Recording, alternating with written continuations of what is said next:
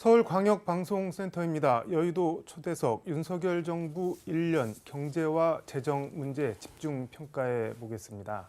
문재인 정부에서 기획재정부 차관을 지낸 예산 전문가, 지금은 광주광역시 재정 경제자문역을 맡고 있는 안도걸 전 기재부 차관 스튜디오에 나와 있습니다. 차관님 어서 오십시오. 저희 여의도 초대석 처음 나오셨는데 시청자들께 간단한 인사 말씀 먼저 하고 가시죠. 예, 안녕하십니까. 안도걸입니다.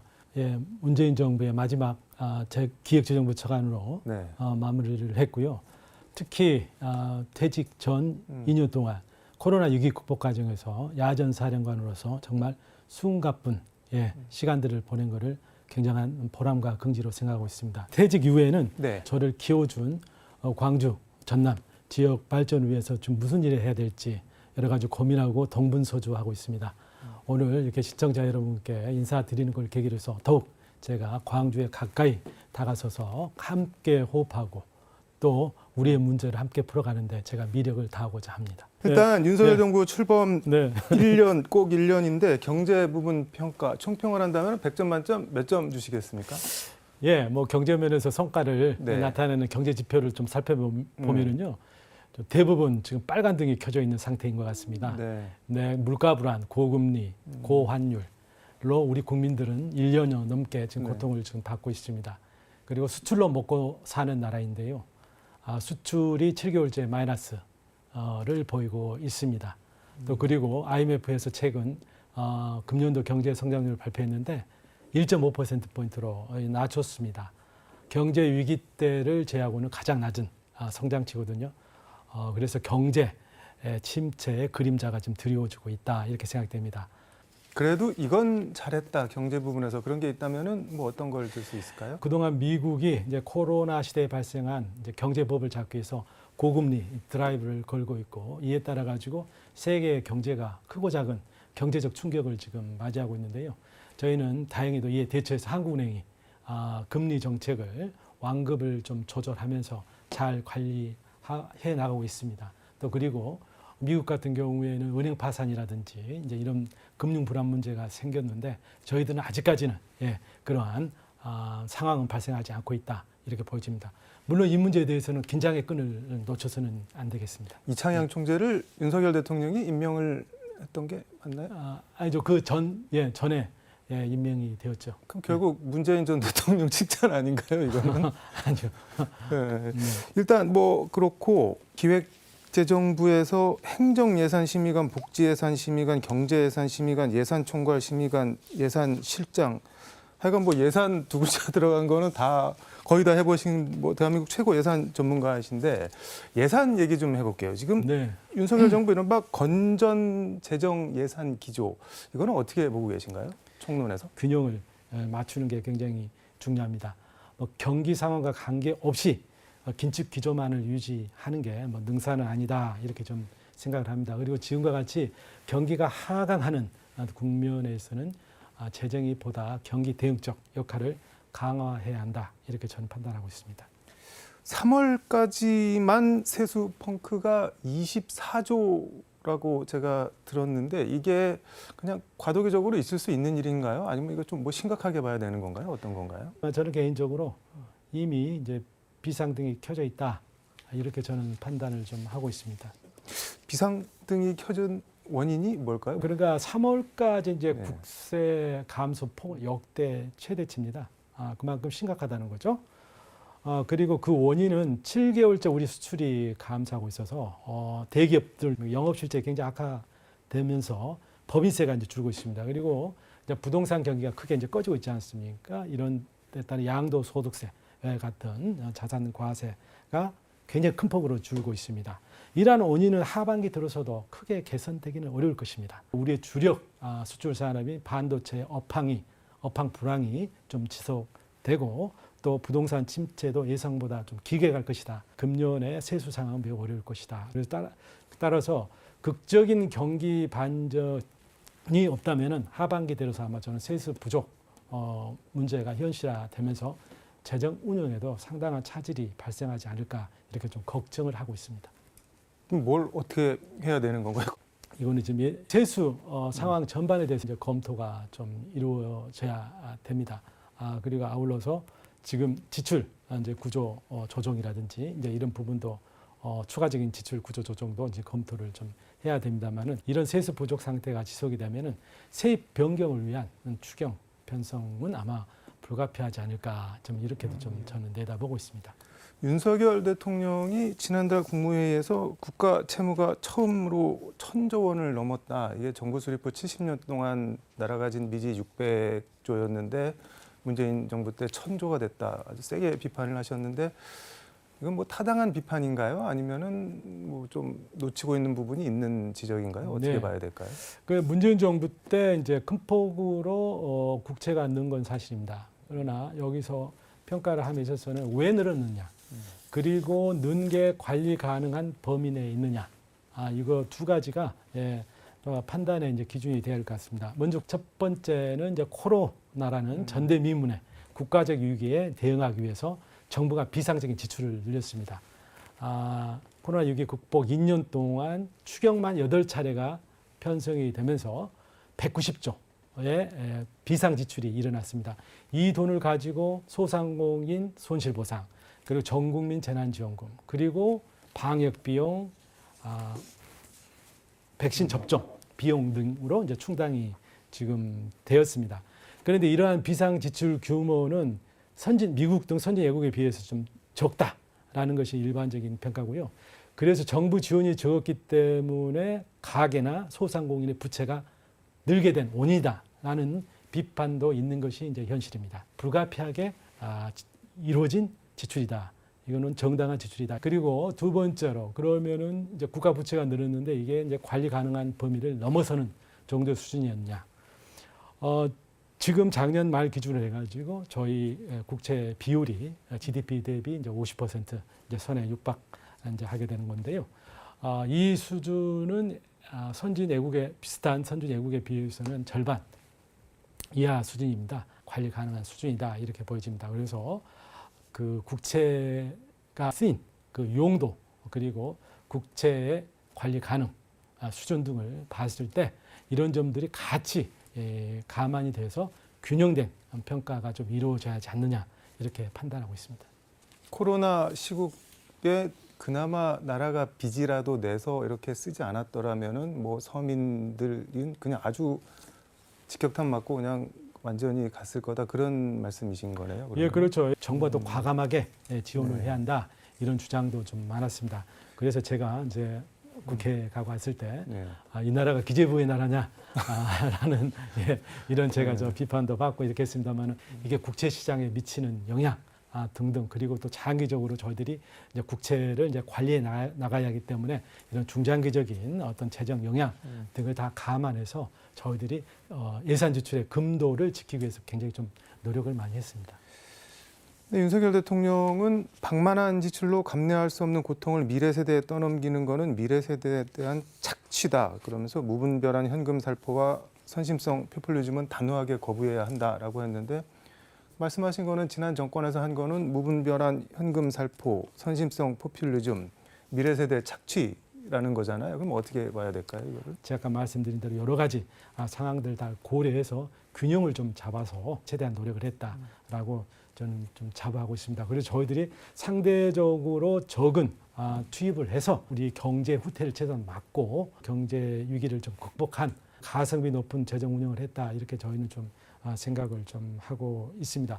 미국 같은 경우에는요, 코로나19 극복하는 과정에서 후퇴되는 정도보다 더 많은 좀 과도한 경기 부양을 위한 재정 지출이 일어났습니다.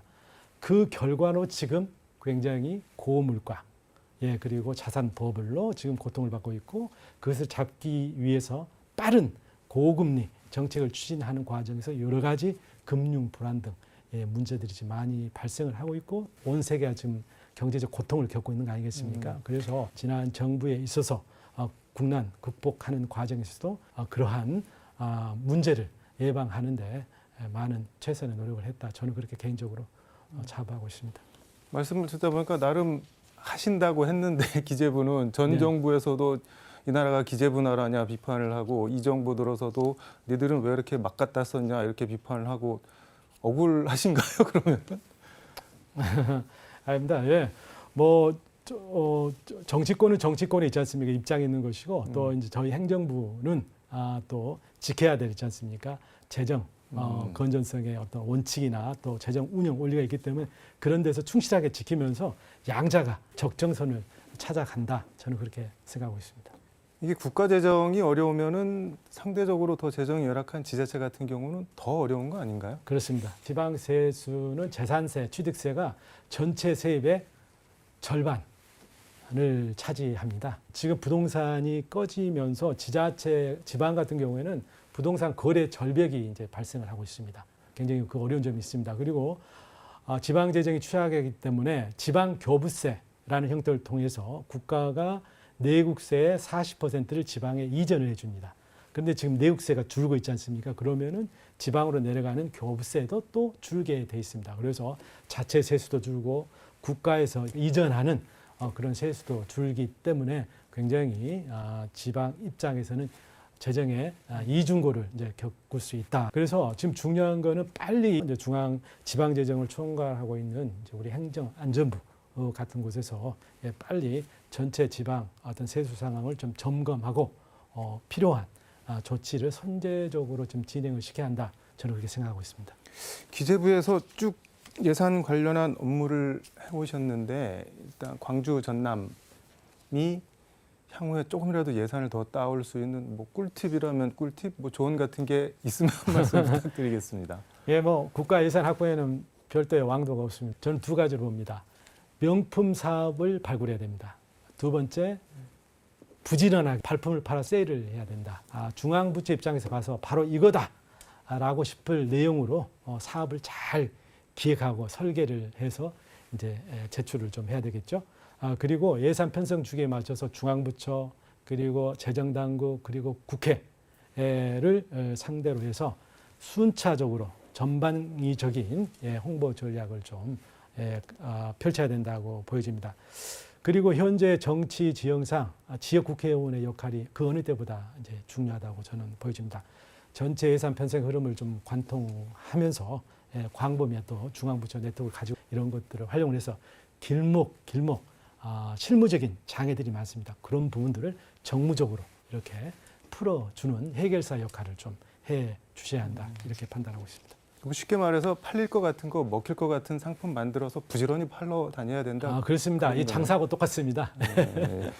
지금 광주광역시 재정경제자문역을 맡고 계시다고 네. 소개를 해드렸는데 내일경제연구소, 뭐 광주 미래 먹거리 청사진 사업을 그려보겠다, 뭐 이런 걸 설립하겠다고. 예. 제가 광주 발전 비전과 이제 실질적인 좀 대안을 만들어 보고자 설립을 지금 준비 중에 좀 있습니다. 저는 광주의 미래 산업을 A, B, C 산업으로 저는 조금 정리하고 싶습니다. 그게 뭔가요? 첫 번째 A는 AI입니다. 인공지능 산업입니다. 문재인 정부 때 이제 광주 시민이 지역 균형 발전 프로젝트로 선택한 게 바로 인공지능입니다. 인공지능 산업이거든요. 그래서 클러스터를 좀 조성하고 있는데 요거에 박차를 좀 가야 됩니다. 여기에다가 자율주행차 그리고 인공지능 반도체 같은 산업을 연계시켜 나가야 된다. 그리고 두 번째 B는 바이오 생명 산업입니다. 광주 경우 전남대, 조선대병원, 그리고 기독병원, 그리고 좀 더 연장해서 화순 전남대병원이 하나 벨트를 형성하고 있습니다. 이를 묶어야 됩니다. 그래서 여기에서 우리의 미래 신약, 그리고 의료기기, 그리고 또 새로운 의료 행위를 이제 개발하는 그러한 메카로 이제 만들어야 되고 또 가까이 있는 무등산을 치유의 요람으로 이렇게 연계해서 개발하는 어떤 그러한 접근이 필요하다 이렇게 생각됩니다. 세 번째 C는 컬처입니다. 문화산업입니다. 우리는 아시아 문화 전당이라는 굉장히 큰 자산을 가지고 있습니다. 이 아문당을 저희가 문화발전소를 가동시켜야 된다고 생각이 됩니다. 그리고 충장로 금남로를 우리 5.18 정신을 승화시킨 역사, 문화, 관광의 타운으로 저희가 이제 만들어가야 된다. 이런 방향으로 구체적인 어떠한 투자 전략이라든지 대안들을 이제 만들어갈 필요가 있다 생각하고 저 개인적으로도 제가 여는 연구소를 통해서 이러한 노력들을 좀 하겠다 이렇게 생각하고 있습니다. 아니 구상 기획은 연구소에서 할 수 있는데 그 말씀하신 거 하려면은 대통령 정도 돼야지 할 수 있는 거 그렇죠. 아닌가요? 이제 큰 그림을 그려야 되는 네. 거죠. 그래서 국가가 해야 될 일은 국가가, 또 지자체가 해야 될 일은 지자체가, 또 민간의 자본을 끌어들일 거는 민간 자본을 투자를 끌어들이고 이런 식으로 해가지고 있잖아요. 이거를 이제 이렇게 나가야 되는 거죠. 근데 말씀하신 내용들을 실현하기 위해서는 결국 제일 중요한 게 사람이잖아요. 인적 네네네. 자원이 무엇보다 네네. 필요한 것들인데 전부 언급을 하신 게. 근데 수도권 집중 현상 이거는 뭐 말로는 문제다 하는데 막상 해법을 모색을 하려고 하면은 또 딱히 딱 부러지는 게 없는 게 또 현실이잖아요. 예, 맞습니다. 혹시 뭐 보관 같은 게 있을까요? 예, 이제 먼저 제일 중요한 거는 광주, 전남 스스로 있잖아요. 인재를 자체 육성을 좀 해야 됩니다. 여러 가지 좋은 프로그램들이 많이 있습니다. 그래서 반도체 특성화 대학, 뭐 마이스터 고등학교, 폴리텍 이런 기관들을 통해 가지고 인재를 양성을 해야 되고, 여기는 지자체 그리고 기업, 대학이 똘똘 뭉쳐서 힘을 이제 모아야 된다. 그러나 이것만으로는 한계가 좀 있습니다. 수도권에서 아주 역량이 있는 인재들을 끌어내려와야 됩니다. 그러기 위해서는 인센티브가 필요하지 않겠습니까? 그래서 저는 어느 정도 연구 개발 역량이 있는 기업이나 우수 기술 인력에 대해서는 지방으로 이전을 올 경우에 거기에 법인세, 소득세, 과감한 지원이 필요하다. 또 필요하다면 뭐 가칭 국토 개척 수당 같은 이러한 보조금을 해서 젊은 친구들이 지방에 내려와서 충분한 연구 자금을 가지고 이렇게 활동할 수 있도록 하는 이러한 다각적인 조치가 필요하다. 그리고 세 번째는 지금 개도국에 있는 굉장히 유능한 기술 인력들 저희들이 좀 많이 좀 수입을 해야 된다. 그래서 이런 분들을 대상으로 특별 비자 제도를 좀 도입을 해서 유치를 하되, 이런 분들은 지방에 우선 좀 할당을 좀 하자. 그리고 이 관련해 가지고 연구 자금들도 같이 이렇게 지원을 하면서 적어도 일정 기간, 뭐 5년이면 5년 동안 해당 지역에서 근무, 연구 활동할 수 있도록 의무를 좀 부과하는 이러한 좀 획기적인 제도를 좀 도입을 해야만이 지방이 지금 안고 있는 이러한 인력 부족난을 해소할 수 있지 않을까, 이런 생각을 하고 있습니다. 말씀하신 것들이 실현 가능할까요? 해야 합니다. 이렇게 해야 합니다. 그렇지 않으면 방법이 없습니다. 그렇지 않으면 공연불에 다 모든 것을 끝난다고 저는 생각합니다. 그래서 이 수도권 집중, 지방 소멸 이 문제를 위해서는 정말 국가 차원의 어떤 결단이 필요한 사항이다라고 생각하고, 이거는 이런 결단이 이루어지면 입법 조치, 각종 행정 조치가 다 이제 수반이 이제 돼야 되는 그런 큰 국가적인 있지 않습니까? 과제라 이렇게 생각합니다. 알겠습니다. 마무리 말씀 듣도록 하겠습니다. 저는 공직 생활하면서 저의 화두는 어떻게 하면은 국가 경제를 키워서 부강한 나라, 그리고 세계에 내놔도 자랑스러운 나라를 어떻게 하면 만들 수 있을까? 그리고 그걸 후손들한테 물려줄까를 이제 평생의 이제 화두로 삼고 살아왔습니다. 저는 앞으로도 이제 이런 길을 이제 갈 것입니다. 그리고 우리 광주 전남의 어떤 발전을 어떻게 도모할 것인지에 대해서 광범위한 의견을 좀 수렴을 해서 광주 전남의 어떤 발전의 어떤 청사진 이런 것들을 제시하는데 제가 이번에 개설하고자 하는 연구소를 통해서 그런 작업을 좀 해보겠다 이렇게 생각하고 있습니다. 알겠습니다. 왠지 저희 여의도 초대석에서 다시 뵐 것 같은 느낌이 강력하게 듭니다. 오늘 말씀 여기까지 듣도록 하겠습니다. 고맙습니다. 네, 감사합니다. 네, 지금까지 서울광역방송센터에서 안도걸 전 기획재정부 차관과 함께 전해드렸습니다.